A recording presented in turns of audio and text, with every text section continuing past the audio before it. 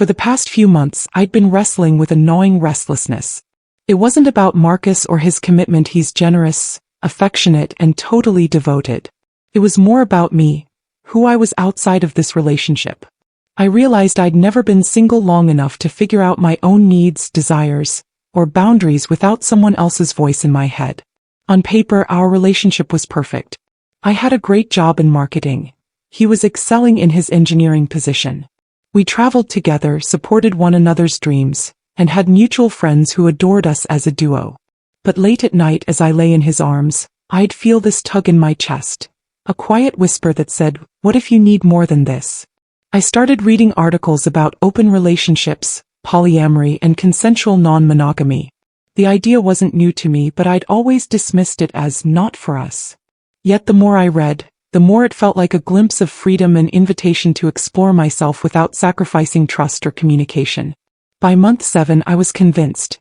I needed to talk to Marcus about opening our relationship, if only to see how he'd react. It was a Wednesday. We'd just finished dinner at my apartment. Lemon thyme chicken, roasted broccoli, and a bottle of red wine. We were both tired from work but savoring the slow pace of an ordinary weeknight. I cleared the plates and sank onto the couch beside him. My heart pounded. I'd rehearsed the conversation in my head 100 times, but as soon as I saw his easy smile, my stomach fluttered with nerves. "Can we talk about something important?" I asked, voice catching. He tilted his head. "Sure. What's up?" I took a breath, fingers twisting in the hem of my t-shirt. "This is going to sound kinda crazy, but I've been thinking a lot about us, about our relationship, and maybe trying something different." His brow furrowed. "Different how?" I forced a half smile. "I read about open relationships, and I think I'd like to try one." Time slowed. The hum of my apartment felt deafening. I pictured his face, the confusion already spreading behind his eyes. "Open relationship?" he echoed. His voice was soft, but there was an edge to it I hadn't heard before. I nodded. "Yeah. Not because I don't love you. I love you more than anything. But I also need to know who I am outside of us." We'd set rules. Only safe sex, total honesty, established boundaries. We'd check in weekly, no one's feelings get trampled. My mouth went dry. The words tumbled out. Badly, I realized. They sounded rehearsed and clinical. I wanted them to land gently like a well-wrapped gift, but instead they felt like a grenade. Silence. He didn't reply. He just sat there, eyes fixed on the TV remote in his hand. I watched him for a sign. Confusion, anger. Anything. "Marcus." I whispered. He looked up, face pale. "You want what?" My throat closed. "An open relationship. I think it could make us stronger." His jaw tightened. "Stronger." I dove in, urgency rising. "Yes. We'd see other people, but we'd still come back to each other. No lies. No cheating. Just exploration. I don't want to lose you, but I'm scared I'll lose me if I stay the way things are." He stared at me like I was speaking a foreign language. Images of our first date, our first kiss, our first "I love you" flashed through my mind. Was I betraying all of that? He ran a hand through his hair. "Lena, I don't understand." I blinked. He'd never called me that in a serious moment. "Lena's fine," I said, voice quivering. "It's what my friends call me." He pressed his lips together, eyes dropping to the floor. I swallowed. "I know this sounds sudden," I rushed on. "I've thought about it for months. I want complete transparency. No jealousy. Just freedom with safety." He shook his head slowly.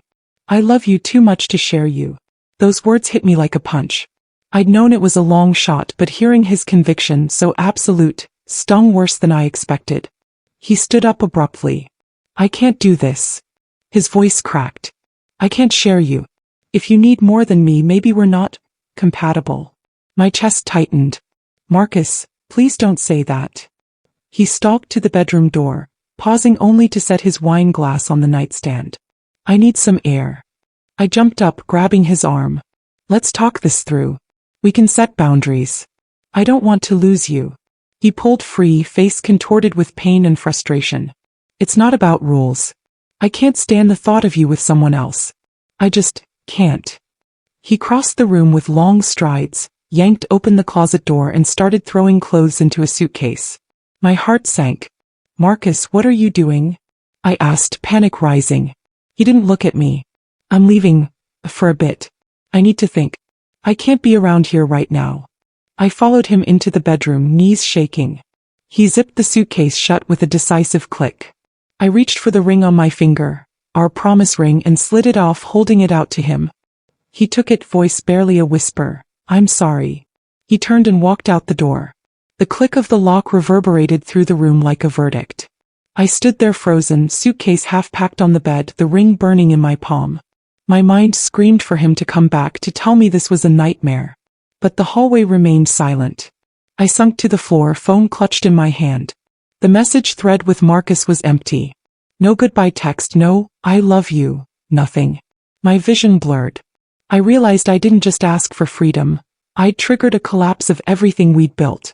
That night, I cried myself to sleep on that same couch where we'd laughed just hours ago. When I woke the next morning, I'd never been more alone in my life. So that was the ask. I went in thinking we'd have a deep conversation, laugh nervously, maybe disagree, but ultimately figure it out together. Instead, I ignited a chain reaction that ended with him packing and walking out. I'm left with guilt because I never wanted to hurt him, and confusion because I still don't know if I did the right thing by voicing my truth. Now I'm here telling my story, hoping someone will tell me. Am I wrong for wanting to explore myself outside of us? Was I an asshole for dropping that bombshell at 8 months? Or did he overreact and leave without giving us a chance? Does and they stay me? Okay, so here's exactly how it went down after I dropped the open relationship bomb. Because I know you all are dying for the juicy details. I hear the clink of his suitcase wheels on the hardwood before I see him. My chest tightens. Marcus is methodically tossing t-shirts and jeans into a duffel bag. Our duffel bag. Like he's packing away 8 months of memories. Marcus, please, I whisper, voice cracking. Just talk to me. He zips the bag shut in one smooth motion and crouches to pick it up. When he stands, his eyes meet mine, hard, steady, heartbreaking. I can't do this anymore, Lena, he says. His voice is low but fierce. I tried to understand. I tried to picture it. But I can't share you. My throat closes. I remember suddenly the way his hands used to cradle my face before our first kiss, the way we'd spoon on the couch late at night. None of that matters now. He heads for the door, suitcase in hand. I move to block him. So you're just leaving? He pauses. Yes. Just like that. I feel heat flush my cheeks. Anger, betrayal, grief all rolled together. He shakes his head, the movement almost violent. Don't make this about me being impulsive. You told me you needed more freedom. I gave you options, boundaries, check-ins, whatever. But I can't be part of something that makes me feel disposable. He tries the door handle. It doesn't budge. I grip the knob from the other side. You're not disposable. I snap. I love you. He exhales, shoulders sagging. Then why would you ask for this? I swallow the lump in my throat. I've rehearsed my response 1,000 times, but the words choke in my mouth now, because I'm scared of losing myself. He pulls away and opens the door. I need some space, Lena. I hope you understand. He steps into the hallway, suitcase leading the way, and then I hear the soft click of his apartment door closing behind him. I stand there, trembling, the doorknob still in my hand, the echo of his footsteps fading down the hall. My vision swims with tears I can't hold back any longer. I collapse onto the couch, suitcase handle thumping against the floor. My phone is clutched in my other hand, screen blank except for my own reflection. I want to call him back, beg him to come home. But my fingers refuse to dial. Instead, I curl into a ball, clutch the ring he returned to me, and wrap myself in the silence he left behind. My mind racing. How did we go from planning our future to this? 1 minute we were talking about where to travel next. The next he's walking out. Did I ruin everything? I thought honesty was the path to deeper trust. Instead, it feels like I detonated a bomb under us. Does he already hate me? I picture him on the other side of the door, breathing a sigh of relief that he did the right thing. I squeeze my eyes shut and try to will the tears away, but they fall anyway, hot, unstoppable. I've never felt so alone. When the apartment is completely quiet, I crawl into bed fully clothed, clutching my pillow like it's a lifeline. My head spins with images of us laughing in the kitchen, dancing in the living room, falling asleep in his arms. Now each memory cuts like glass. Sleep comes in ragged bursts. I dream that he slides back through the door, kisses me and whispers, "I'm sorry." I wake up each time to emptiness. By dawn I feel hollow, numb to the roar of my own heartbreak. I know I have to get up, but every muscle aches. My phone pings with a text from his number. "I hope you're okay." That's it. No promises to talk, no "I love you," just 4 words that feel like salt in my wound. I don't respond. And that's how my world turned upside down in the space of 2 hours. 8 months of love, laughter, and late-night whispers gone. Now all I have are questions and the gnawing fear that I asked for freedom and lost the one thing I never wanted to lose. Him. Waking up without him is like forgetting how to breathe. No warm body curled next to mine, no lazy "good morning" whispered in my ear. The alarm on my phone buzzes and I lie there a moment longer, debating whether I have the strength to open my eyes at all. But rent is due, clients are waiting, and life mercilessly keeps moving forward whether I'm ready or not. When I finally peel back the covers, the bed feels cavernous. I reach out, half hoping he'll be there, but my hand finds only the cool stiffness of the linen. For a second my mind replays the night he left. The click of the lock, the echo of his footsteps, the suitcase wheel rolling away. Then the reality rushes back like cold water. He's gone. I sit up, knees pulled in, and stare at the dent in the mattress where he used to lie. Our pillows are still stacked at the headboard as if waiting for a return. My chest tightens. I bury my face in my hands and let the tears come hard, hot, unstoppable. I should hate coffee now, given how it reminds me of our morning ritual. But I need the ritual more than ever. I pad to the kitchen in my pajamas, hair a tangled mess, and flip on the coffee maker. The beans grind like a heartbeat in the silence. I measure 2 scoops, out of habit, then catch myself and dump 1 back. Just 1 for me now.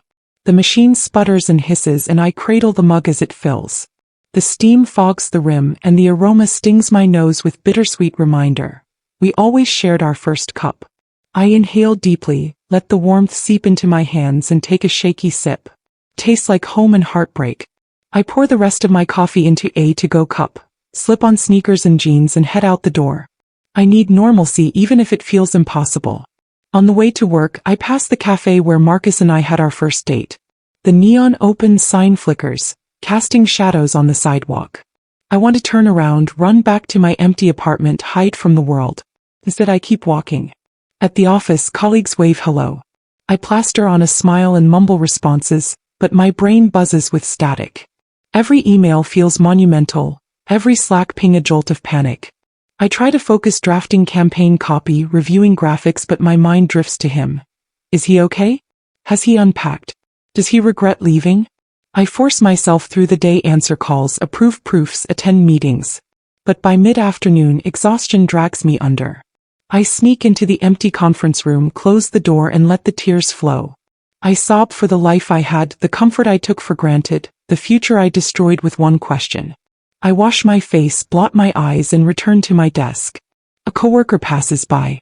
"You okay?" she asks, concern in her voice. I nod, blink back tears, and manage a faint yes. She lingers a moment, then moves on. I envy her normal problems. A missed deadline, a cranky client. They don't break your heart. By the time I'm home, the sky is dark. The once cozy apartment feels cavernous again. I light a candle in the living room and curl up on the couch with a blanket, staring at the empty space across from me. I scroll through my phone, half hoping for a message from him. "I miss you, can we talk?" But the screen remains devoid of his name. I call my sister, Mara, voice trembling. We talk for an hour. She listens as I ramble about my regrets and fears. She offers no platitudes, just empathy and a reminder that healing takes time.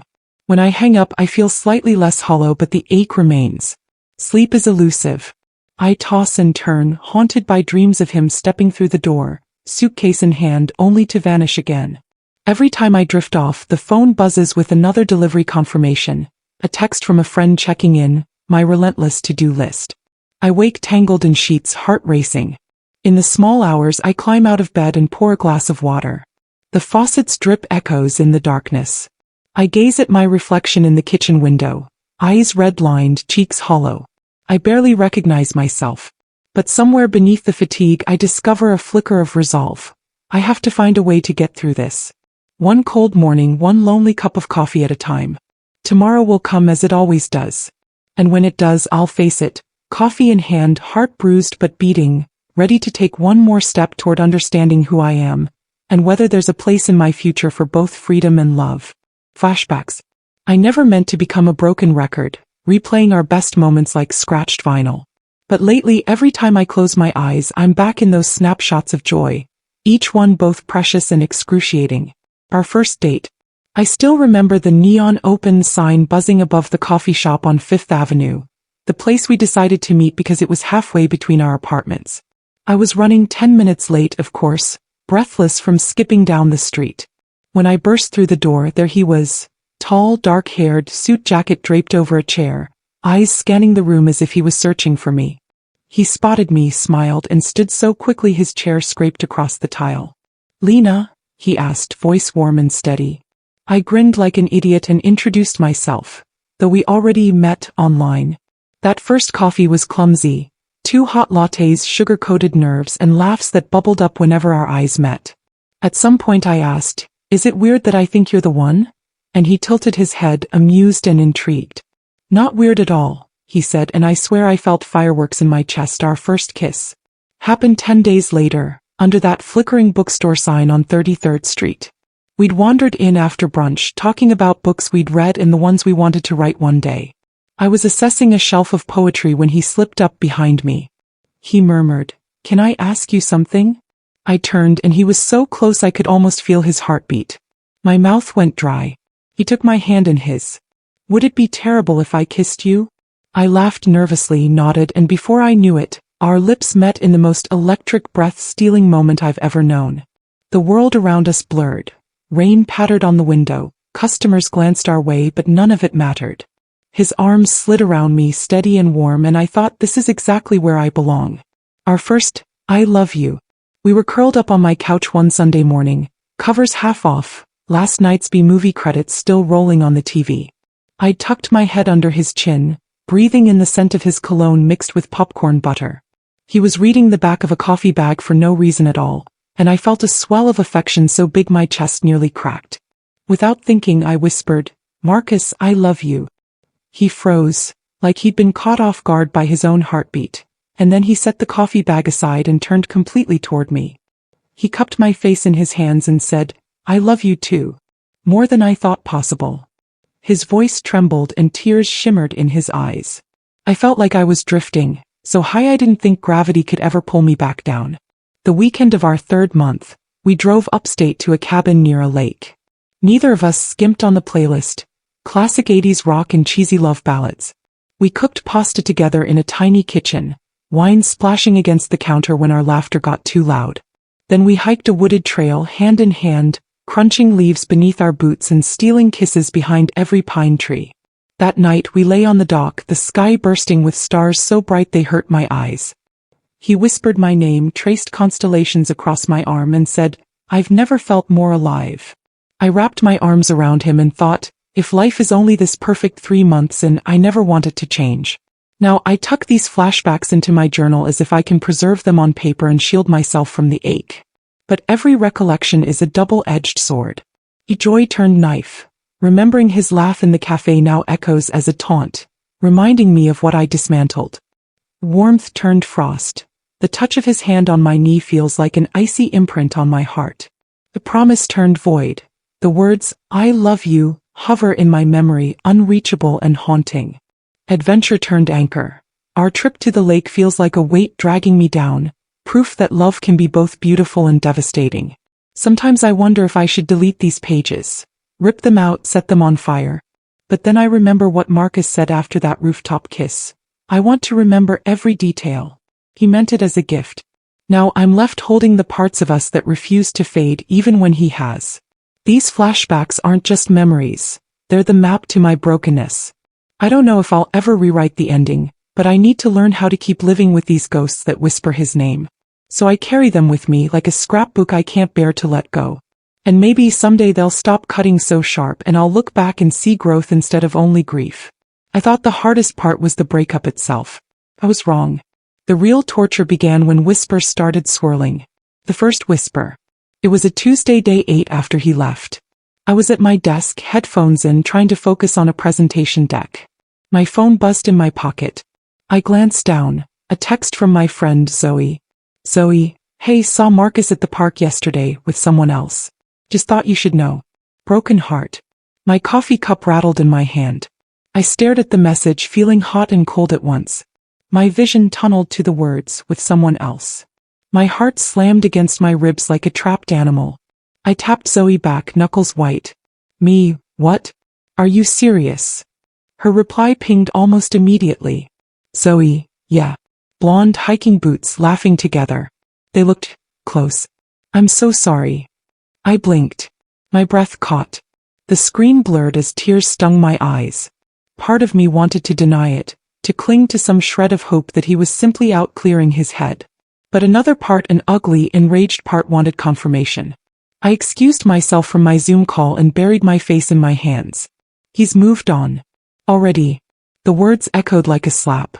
8 days. That's all it took.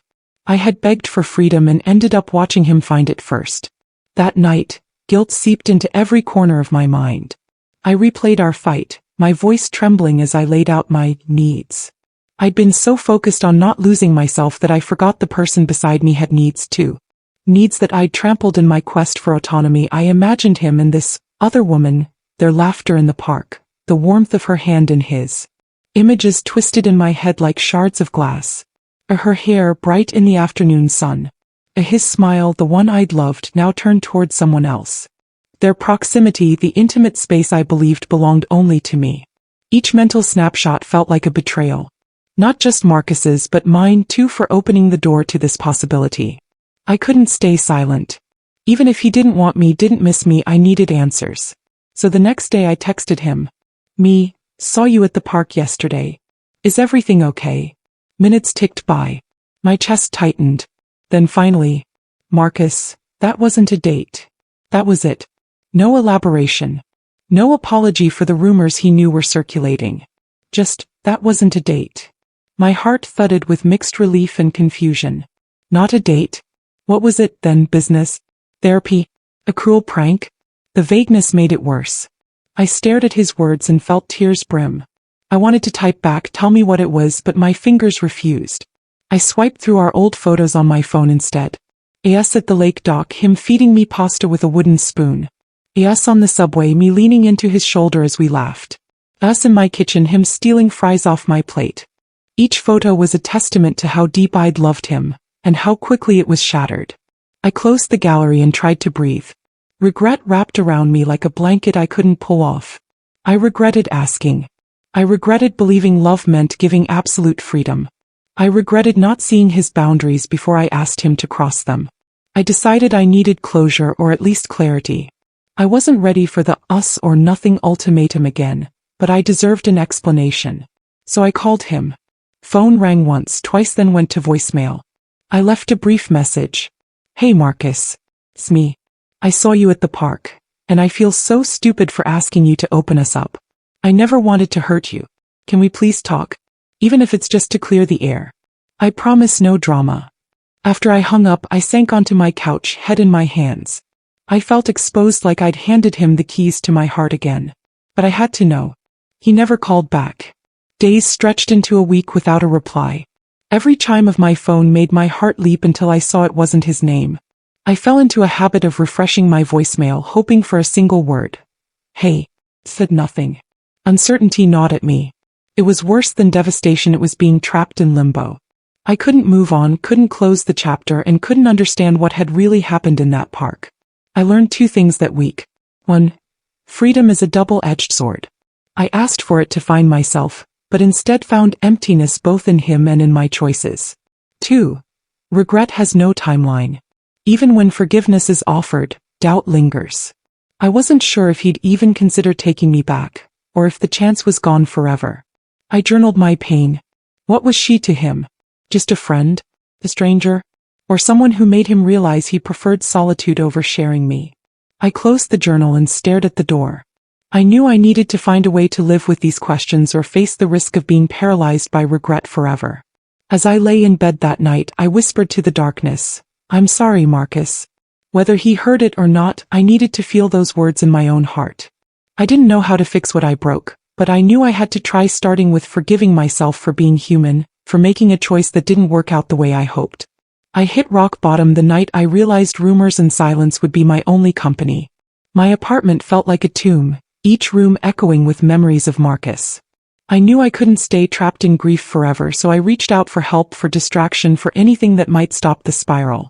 My first call was to Zoe. I found her in our favorite dive bar karaoke spot, though it was just 8 p.m. on a Tuesday. She slid off the bar stool the moment she saw me, eyes wide.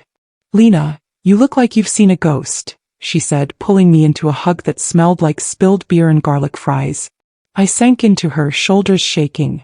"I feel like one." She flagged down the waitress and ordered 2 whiskey sours, her standard emergency drink. We retreated to a corner booth where the neon lights buzzed overhead. For 2 hours she listened to me rattle through the breakup, the park rumors, the guilt. She didn't interrupt. She just nodded, wiped my tears with napkins and offered, "You're not alone. We'll get through this." Later she dragged me out onto the dance floor. Clumsy as hell, I flailed to the beat of cheesy 90s pop. But for that moment, just a moment, I forgot the emptiness. I forgot the suitcase. I forgot the park bench. I forgot Marcus. The next day I made my first therapy appointment. I'd always scoffed at self-help as not me, but desperation flips your perspective. Dr. Patel's office was a warm room lined with books on grief and relationships. She wore a soft smile and made me feel safe enough to spit out the rawest parts of my story. "I hear your pain," she said calmly. "Let's explore what freedom meant to you and what it cost." Session by session, I unpacked layers of fear I'd masked with my open relationship pitch. Fear of stagnation. I was terrified of feeling stuck. Fear of ownership. I worried the couple identity would swallow mine. Fear of intimacy. I realized I had a deep anxiety about letting someone see me completely. Therapy wasn't magic, but it gave me language for my feelings. And naming the fear made it feel less like a monster hiding under the bed. I also resurrected my old journal, the one I used in college, and began pouring nightly entries onto its empty pages. Sometimes I wrote letters to Marcus I'd never send. "Marcus, I'm sorry I asked so clumsily." I didn't know how to ask for space without building a wall between us. Other nights I scrawled wild dreams. I dreamt I was canoeing on the lake alone, water still, sky pink. I felt peaceful. I didn't have to prove anything. Writing felt like exhaling after holding my breath for too long. Between therapy and friendships, I introduced tiny rituals to reclaim myself. A morning walks with a playlist of my favorite songs, no songs we'd shared. Cooking new recipes, a spicy curry one night, lemon ricotta pancakes the next, just to remind myself I could nurture me. Yoga classes that left me sweaty, breathless, and grounded in my body. Each act of self-care was a stitch in the torn fabric of my identity. I wasn't just Marcus's ex. I was Lena, curious cook, morning walker, reluctant yogi. One evening, after a particularly intense therapy session, I sat on my balcony watching the city lights. The wind was crisp and I held a mug of chamomile tea. For the first time, the silence didn't feel like emptiness. It felt like possibility. I realized I still ached and probably would for a while, but I also felt a spark. A desire to see what life offered beyond the wreckage of my choices. I was ready to claim that spark, no matter where it led. Seeking solace taught me that healing is messy, non-linear, and uniquely personal. I won't wake up one morning fully over it, but I will continue taking steps forward, leaning on friends, honoring my needs, and rewriting the narrative of who I am. I booked the trip on a Thursday afternoon impulsively, like I was still that 22-year-old who'd backpacked Europe solo. I needed distance, literally and figuratively, from the city, from my apartment, from every memory that echoed in the walls. A small lakeside town 3 hours north, with a cabin overlooking the water. Friday morning to Sunday evening. No phone notifications. No social media. Just me, my journal, and the quiet. I woke at 5:30 a.m. on Friday, heart thudding with a mix of excitement and terror. My carry-on was minimal. 3 outfits I'd never worn before. My trusty journal. A stack of handwritten letters addressed to Marcus, unsent. A paperback novel I'd been meaning to read. I slipped out before sunrise, the suburbs still dark and silent, and slid onto the highway. The drive was peaceful road flanked by pine trees, mist rising off fields. By the time the sun cracked the horizon, orange and pink, I felt a flicker of calm. The cabin was everything I'd hoped for. Weathered wood exterior, stone chimney, large windows framing a glassy lake. I parked, grabbed my bag and slipped inside. Echoes of other guests lingered only as warm hearth scent and a basket of firewood. I unpacked quickly, then stood on the deck, breathing in the crisp air.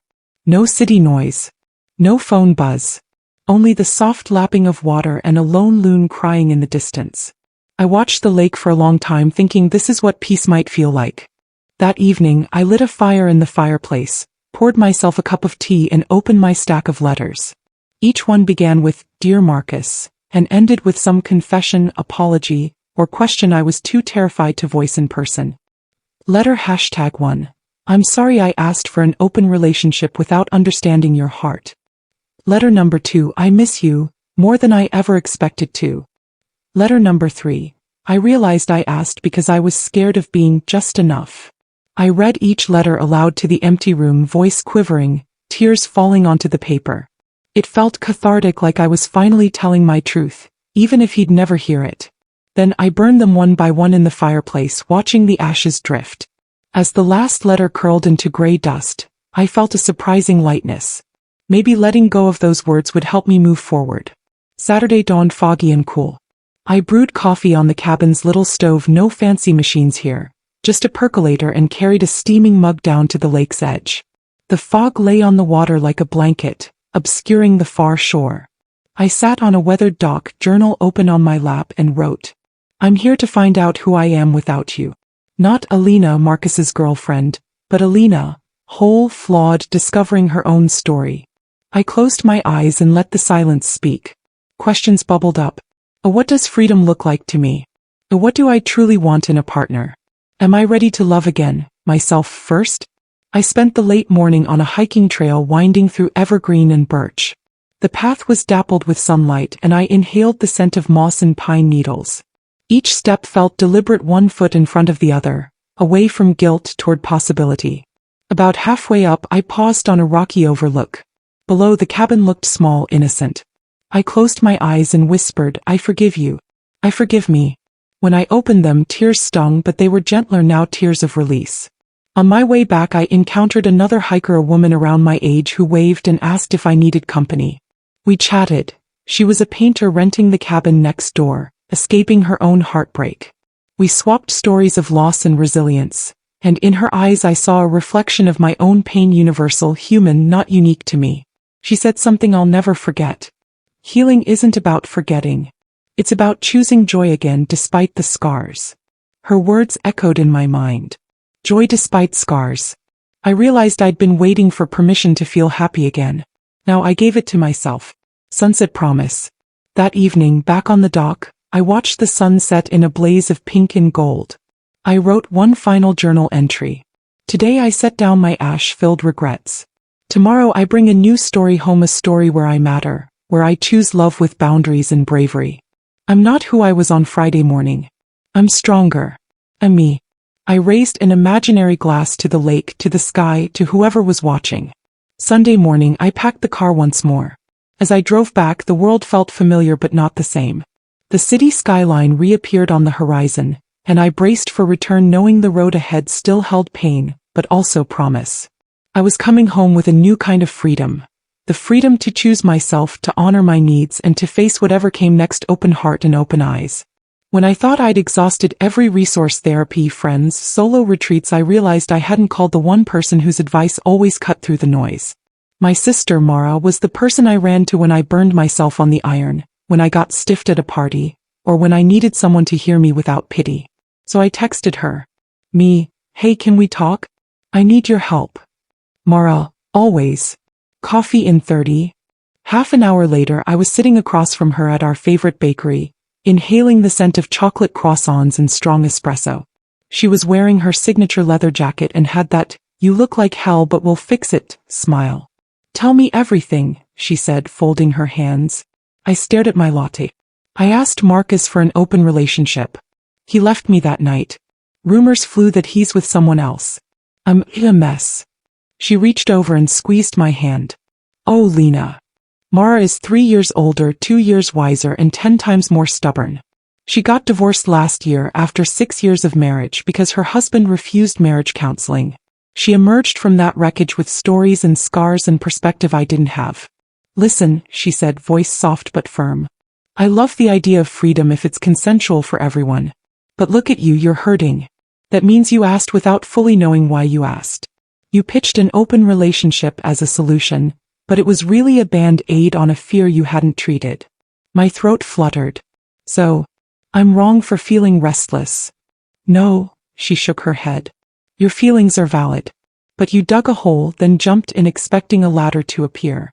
You needed someone to tell you, you matter too, but not like this. I closed my eyes.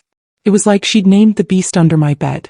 We spent the next hour tearing apart the story I'd been telling myself. 1. Freedom is not equal to distance. Oh me, old story, freedom means distance from commitment.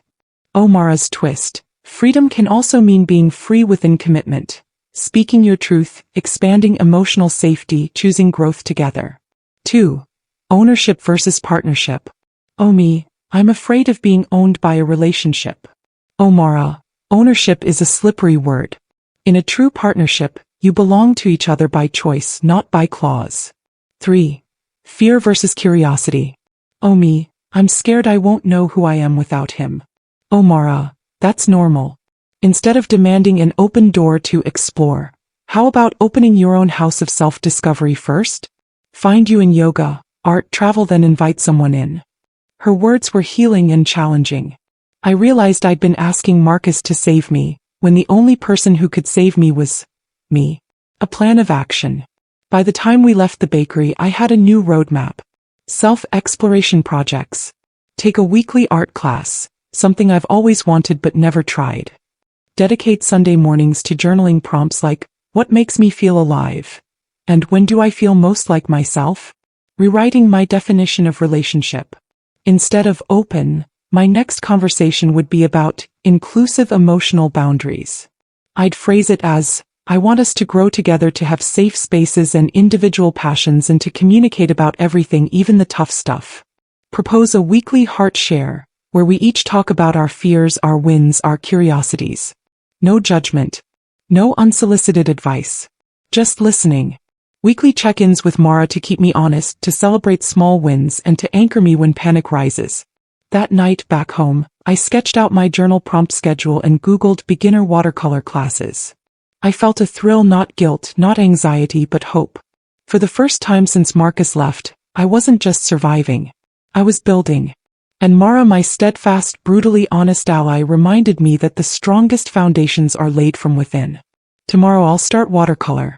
And for the first time I'll paint me, not me as part of us, but me in full color.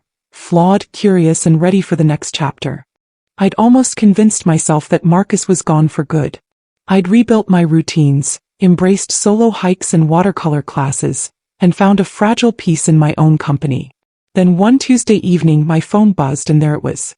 Hey Lena, it's Marcus. Can we talk? My breath caught in my throat.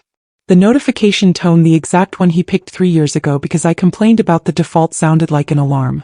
My heart thundered so loudly I half expected my coworkers to hear it through my headset. I stared at his name, blinking back tears. The message was short, simple, and yet loaded with everything I'd been yearning for and dreading at the same time. Can we talk? No qualifiers. No sorry, no emoji, no date suggestion, just an invitation back into my life, or at least into my thoughts. My heart stopped. I sat frozen in my living room, phone trembling in my hand. Memories flooded in. Him leaning over me in that first cafe, asking for cinnamon in the mocha. The rooftop kiss that still lingered on my lips. The suitcase wheels and the click of the lock that had shattered us. My gut twisted. Part of me wanted to type back immediately, yes. Anytime. Forever.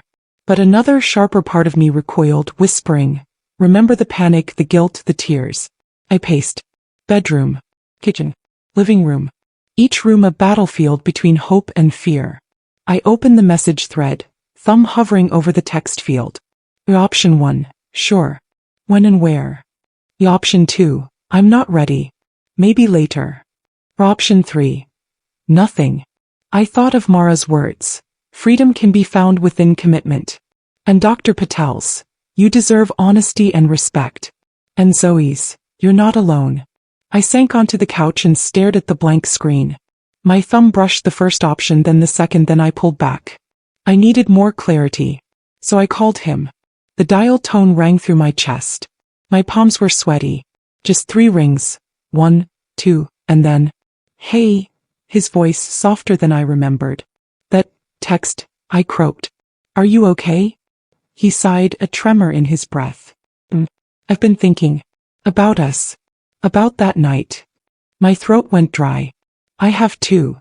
There was a pause. The kind that both terrifies and unravels you. I felt our 8-month history condensed into that silent handful of seconds. Finally, he said, "Can we meet? Somewhere neutral? I don't want pressure, just a conversation." I closed my eyes. "Hey. When?" He named a café, our first meeting spot. My stomach lurched. "Tomorrow, at 5? I managed. "Tomorrow at 5, he confirmed. "Thank you." And then he hung up. The line went dead, but my heart raced on. Tomorrow felt impossibly close and impossibly far. I spent the evening preparing. Jeans and a sweater, comfortable but not sloppy. 3 questions I wanted to ask him. Remind myself this was just a conversation, not a promise. I texted Mara. He wants to talk tomorrow. I'm nervous. Mara, meet him as your full self, brave, honest, and unafraid. I tucked my phone away and tried to sleep, but my mind replayed every scenario. What if he apologizes and begs me back? What if he's moved on completely? What if I break down and can't find the words? I finally drifted off, heart pounding, clutching the sheets like a lifeline. When the alarm rang at 7 a.m., I woke with a tense hope in my chest. I went through my morning rituals: coffee, meditation, a quick run trying to steady my nerves. Each sip, each breath, each step grounded me closer to clarity. This meeting was for both of us, to find out if a new path was possible or to close that door for good. By midday I felt surprisingly calm. Fear hadn't disappeared, but it had softened into anticipation. I wasn't sure what tomorrow held, only that I would face it with the courage I'd cultivated over the past weeks. I closed my notebook and stood, heart steadying. Tomorrow I would return to that cafe not as the scared girl who begged for freedom, but as the woman who had found strength in her solitude. I would see Marcus not as half of us, but as someone I once loved deeply, someone whose handshake or hug could still shake my world. Whatever happened next, I knew I was ready to speak my truth and to listen to his. I spent the entire morning buzzing with nerves and anticipation. 8 months of memories and 6 weeks of healing all came down to this one meeting. At 4:45 p.m., I slipped into the cafe where Marcus and I had our first date, the neon open sign now a warm amber glow against the early evening sky. I sat at our old table by the window, hands folded in my lap, heart hammering so hard I thought the entire cafe could hear it. First glances. At 5 p.m. sharp, Marcus walked in. He'd changed his style, no suit jacket, just a well-fitted sweater and dark jeans, but that same familiar gait, shoulders set back, eyes scanning until they landed on me. His face softened when he saw I was already there. I stood. He offered a tentative smile, and for a moment I thought I'd crash, flooded by the sight of him. Instead, I took a deep breath and met him halfway. "Hi," I said, voice steadier than I felt. "Hi," he replied, sliding into the chair opposite me. He placed his phone face down on the table, a silent promise of undivided attention. We ordered tea, mine chamomile, his green, and the waiter hurried off. The steam curled between us like a bridge we both needed to cross. I started, fumbling for the right words. "Marcus, thank you for coming. I know this isn't easy." He nodded. "I wanted to talk. No pressure. Just honesty." I exhaled. That night I asked for an open relationship because I was scared. Scared of losing my identity, scared of being only someone's girlfriend. But I didn't realize how much I'd hurt you. His eyes glistened. "You did hurt me." I felt blindsided. I reached into my bag and pulled out a small list of bullet points I'd prepared. "I jotted down what I've learned since then," I said, unfolding the paper. "I need autonomy, yes, but autonomy can exist within a committed partnership.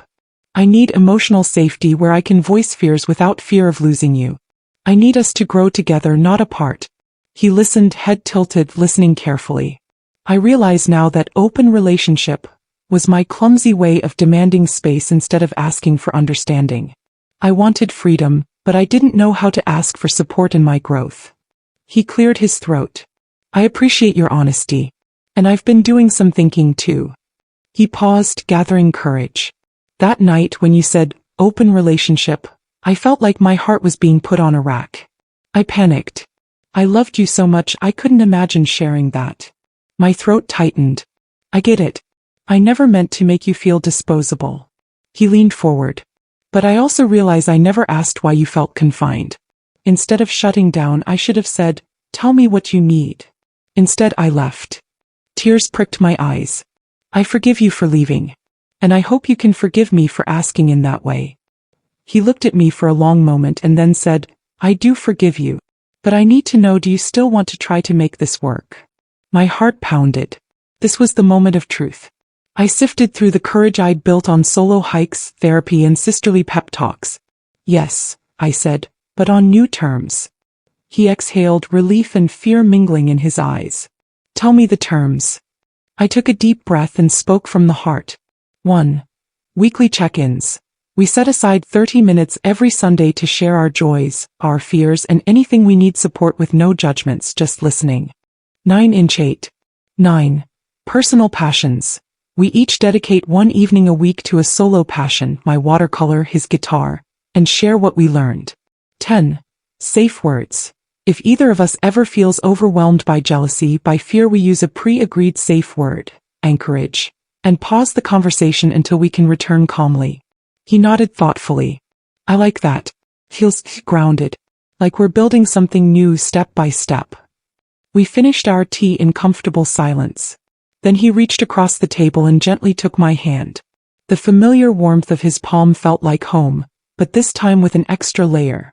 Partnership, not possession. I want to choose you over and over, he said softly. Can we do this? My eyes blurred with tears. I want that more than anything. We sat there for a while, simply holding hands, letting the noise of the café fade away. Around us, life continued, laughter at other tables, coffee orders called out, but for that moment, it was just us, rebuilding trust, brick by careful brick. As we left the café, the evening air felt fresh and new. We walked side by side, shoulders brushing, no rush to speak. I realized healing hadn't meant erasing the past, but forging a stronger path forward. When we reached my apartment, he pulled me into a hug, tight, sure, and unafraid. I love you, he whispered in my ear. I love you, I whispered back. That conversation didn't erase the pain, but it transformed it. We weren't the same couple who'd sat on that couch 8 months ago. We were wiser, more honest, and determined to build a love defined by choice, respect, and emotional freedom. As I write this now, I feel both vulnerable and hopeful, precisely the balance I'd been searching for. Healing isn't a destination, it's an ongoing dialogue, and tonight we spoke our truths. I never expected rebuilding to feel so fragile. After our heart-opening conversation at the cafe, Marcus and I dove straight into our new agreement. Week 1 of our relationship reboot began with cautious hope, like tiptoeing across an unsteady bridge, but it also came with the looming question. Could we actually make this work, or was it only a matter of time before one of us pressed release instead? Sunday evening rolled around and I sat cross-legged on the living room floor, journal in hand.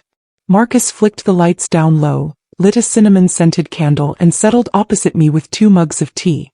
The air felt sacred, no phones, no distractions, just our voices and the soft flicker between us. I started.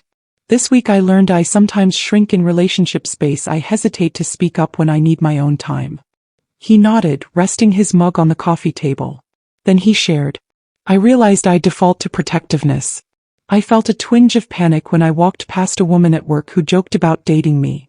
My heart lurched, jealousy shadowed the room, but I swallowed and thanked him for honesty. We used our safe word, anchorage, only once, when I nearly burst into tears retelling that office anecdote, but we paused, took 5 deep breaths, and resumed calmly. By the end, I felt unusually light, grateful that we'd surfaced these fears rather than them rotting underground. Midweek, I headed to my first watercolor class. I stood at an easel, brush trembling, painting the skyline of Paris, a dream I'd shelved years ago. As magenta and indigo swirled under my strokes, worry eased my own hands, creating something beautiful. I texted Marcus a photo. Me, look. My first watercolor. Feels freeing. He replied almost instantly. Marcus, that's incredible. Proud of you. His encouragement landed like a warm blanket. Meanwhile, Marcus spent Thursday night at his friend's studio, strumming a new chord progression on his guitar. I saw a video later, his eyes closed, lost in melody, and I felt a swell of admiration. We were both carving out space to be ourselves, and it was intoxicating. Then came Friday morning, a curveball I hadn't anticipated. I scrolled through my notifications and froze. A comment on Marcus's Instagram, left by an old college friend named Jessica. @Markwolf loved seeing you last night. Can't wait for our next study session, winking face. My chest slammed shut. Study session? Jessica had been close to Marcus once. Rumors said she'd always had a crush on him. My fingers trembled above the screen. Jealousy roared. Old panic flared. I thought, here we go again. I typed a quick message. Me, who's Jessica? Then I deleted it. Instead, I sat on my thumb, heart pounding, until he was awake. When he texted good morning, I answered calmly. Me, can we talk tonight? That evening, over takeout in our pajamas, I brought it up. I saw a comment from Jessica on your post. It made me feel insecure. His face softened. That was just a joke. We were study partners in college. No one else. My voice shook. I know, but it triggered something. Can we use our safe word? He nodded and I whispered, anchorage. We both closed our eyes, breathed deeply, and let the tension drain. Then he took my hand. I'm sorry I didn't warn you. I'll set my posts to limited comments until you're comfortable again. I exhaled, relief and gratitude washing over me. Thank you. I love that you take my feelings seriously. That night, as we lay in bed side by side, I marveled at how far we'd come. We weren't perfect, we both tripped over old insecurities, but we were learning a new dance, stepping on each other's toes only to apologize and try again.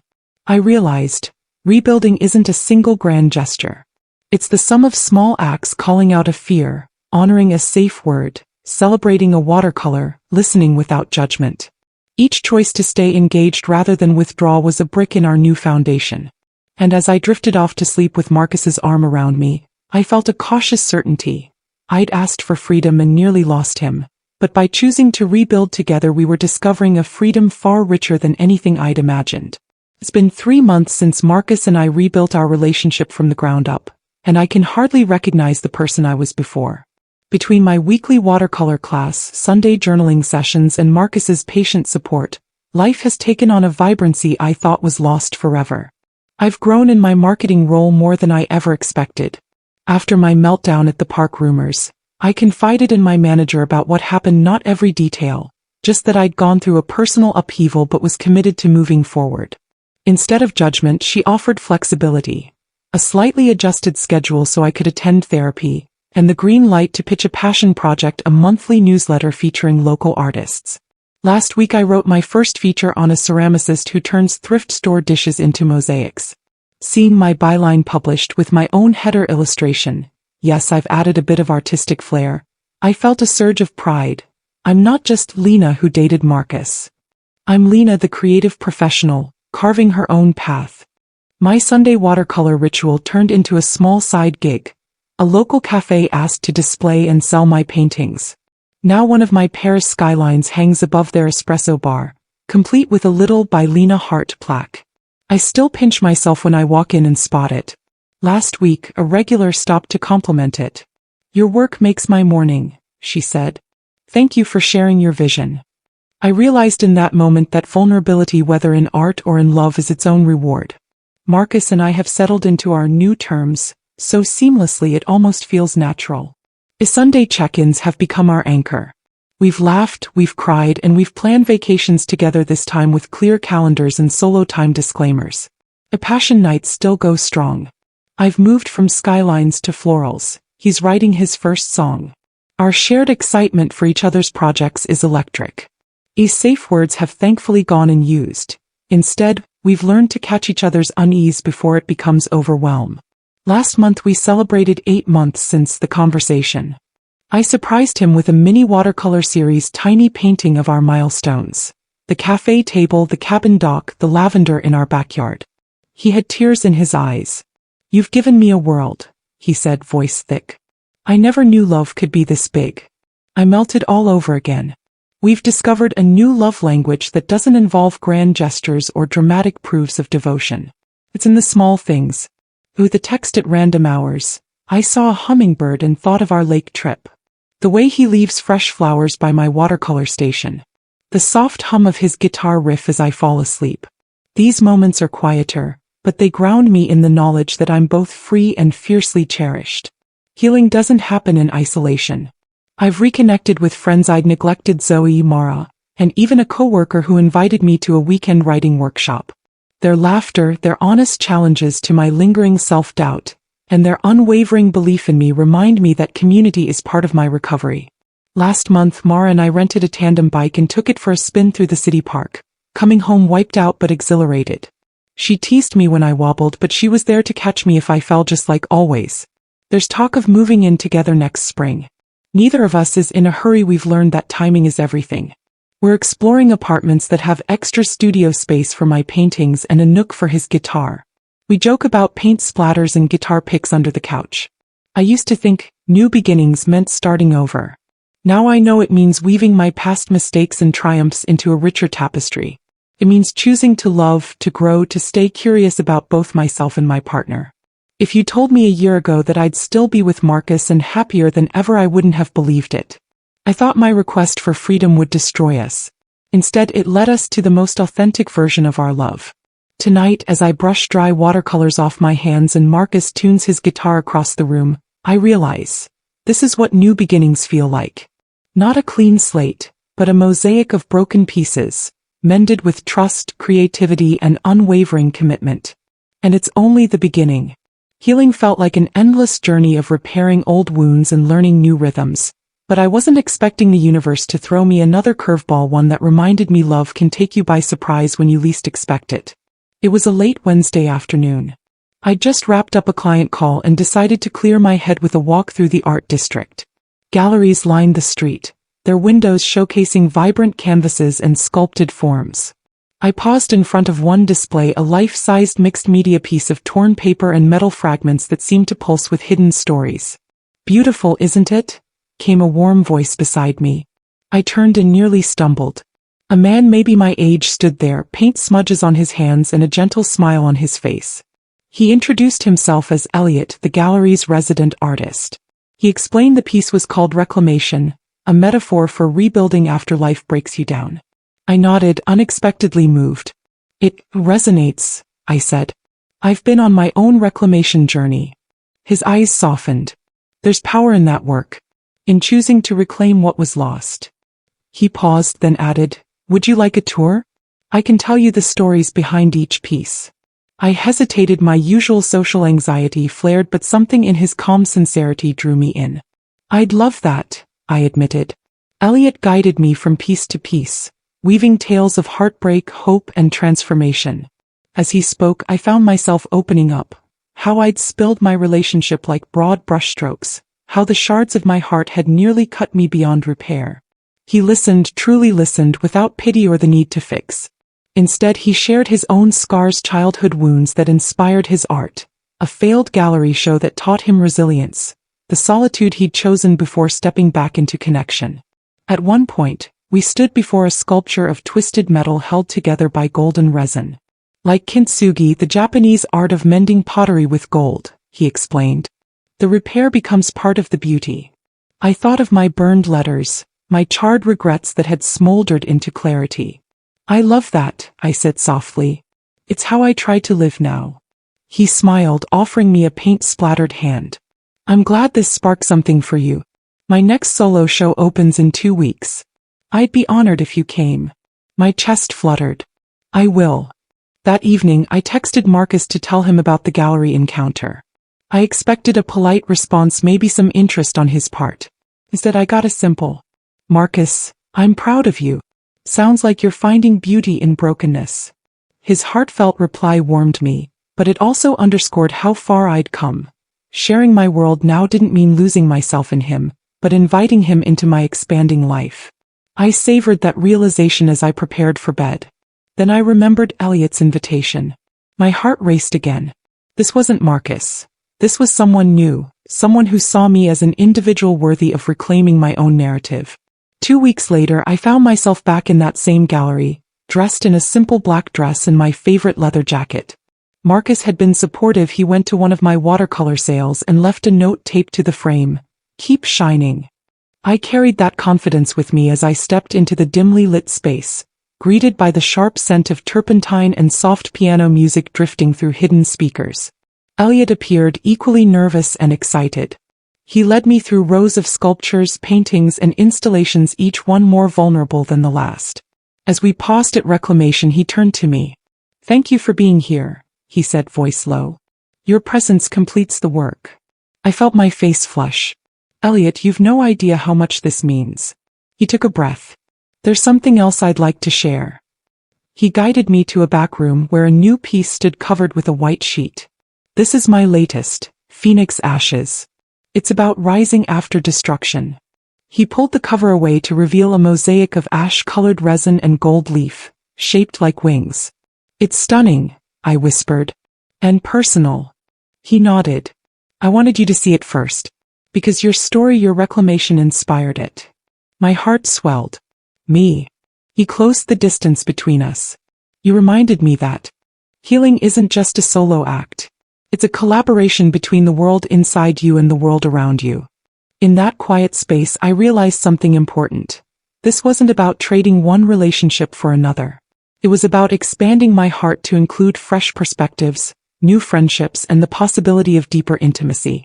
Elliot wasn't a threat to Marcus or our rebuilt love.